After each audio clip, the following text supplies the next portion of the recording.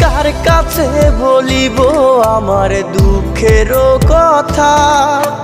স্বপ্ন ভাঙা কত কঠিন, পাই না পূর্ণতা।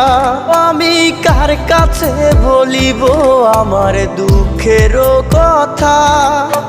স্বপ্ন ভাঙা কত কঠিন, পাই না পূর্ণতা। আমার চোখের জলে ভাসে নদীরে, আমি নিজেই নিজে একা কাঁদিরে। আমি নিজেই নিজে একা হাসি রে। আমায় দেখলে সবাই পাগল বলে রে।